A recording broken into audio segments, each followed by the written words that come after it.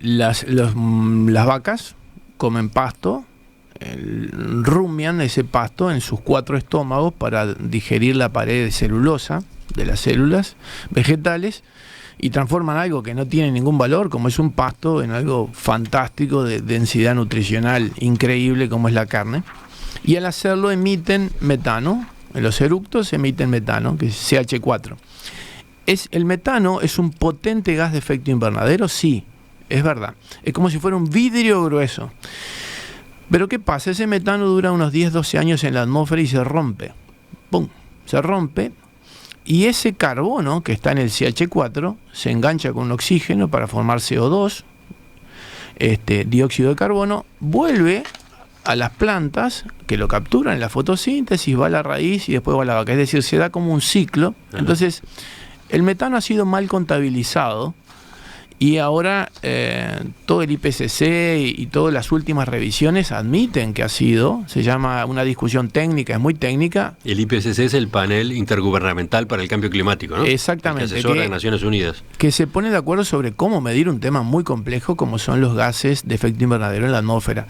Y en las últimas revisiones técnicas, que se llama el AR6, ya admiten que es posible usar esta nueva métrica que reconoce que el metano cicla, con lo cual baja a 1/4 de lo que se había estimado el efecto de calentamiento del metano. Así que, y si a eso se le suma la captura, bueno, va a haber novedades respecto a esto. Yo insisto, porque lo dijimos hace 4 años en los otros Juegos Olímpicos, los Juegos Olímpicos del 2019, acá en perspectiva, estamos en los Juegos Olímpicos 2023, no se pierda el del 2027. Dijimos lo siguiente: la FAO estimó en el 2006 en 18% las emisiones. Después hubo una corrección y en el 2013 estimó en 14,5%. Si usted entra hoy a la página de la FAO y utiliza el modelo que la FAO utiliza para estimar, estamos en 11,5%. 11, de 18 a 11.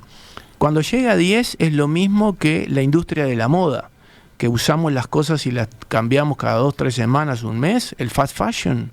Eso emite lo mismo que las vacas, lo mismo que la industria de transporte y los viajes internacionales y el turismo. Esas personas que dicen tener una gran conciencia ecológica y se suben a un avión y van y vienen sin contabilizar, les puedo asegurar que es infinitamente mayor su impacto ambiental que cualquier persona que come carne, pero infinitamente mayor. Ahora, ¿y qué pasa por otro lado con la producción de carne sintética? Bueno, cuando uno empieza a mirar bien todos los insumos que fueron necesarios para poner ahí, hay unas estimaciones de la Universidad de Davis, California, que es la que más sigue esto, que dice que es mucho más contaminante que la carne natural. Es algo que bueno, que vamos a ponerle mucha atención en los próximos años. Así que tampoco del punto de vista ambiental creemos que sea ninguna solución. En cuanto a las propiedades nutricionales, ¿cómo es esta carne cultivada en comparación con la carne natural? En realidad eso es lo que más nos preocupa. Lo que más nos preocupa son los factores nutricionales, de los cuales sabemos muy poco.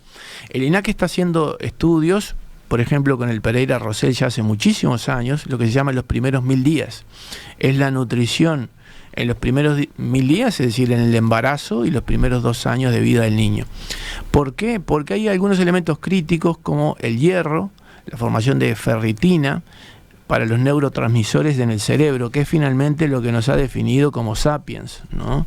La formación del cerebro y nuestra capacidad que tiene que ver con el consumo de proteína animal. Entonces, la carencia de esos elementos, de hierro, por ejemplo, pero también de algunas vitaminas, como la vitamina B12, que está solamente en la proteína animal, trae consecuencias increíblemente malas en el neurodesarrollo de los niños.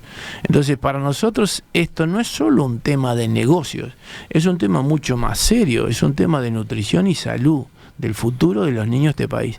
Con el Pereira Rosell ya vamos por la 3ª edición y todos los resultados son consistentemente el mismo.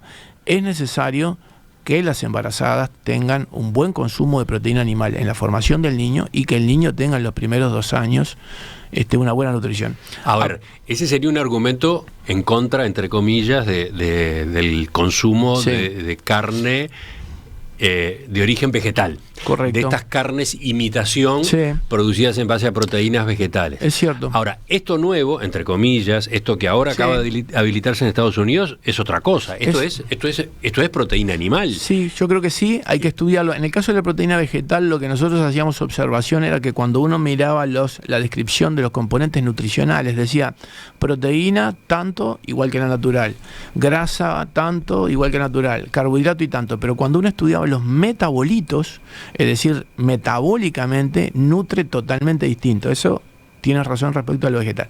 Respecto a lo nuevo, lo animal, no tenemos todavía estudios porque es absolutamente opaco. No brindan ningún tipo de información. Cuando nosotros entramos en contacto enseguida con estas empresas, a través de sus páginas, etcétera, saber, bueno, ¿cuántos kilos se están produciendo? ¿Cuántas toneladas? ¿A quién le venden? ¿A qué precio? Imposible saberlo. De las carnes naturales nosotros sabemos absolutamente todo. ¿Quién produce? ¿Quién compra? ¿Quién vende? ¿Cómo se conservan? La información es infinita. De estas cosas, y cuando uno rasca un poco, en realidad son kilos. No estamos hablando ni siquiera de toneladas, es decir, la capacidad de producción es pequeña. Así que no sabemos la composición metabólica, pero es posible que sí, que esta carne metabólicamente sea similar. Creo que el problema que lo van a tener va a ser más bien de costos. Dejo solo un dato. Ahí voy a lo último, en esta comparación que estamos haciendo entre la carne sintética, la carne producida en laboratorio y la carne natural. Está claro que hoy es cara, la carne esta, la de laboratorio es cara. Ahora, ¿no está en el horizonte la posibilidad de que bajen esos costos? Hace un rato usted ya dijo algo a propósito de la otra carne, de la de origen vegetal. ¿Esta también? ¿Esta vale lo mismo para esta?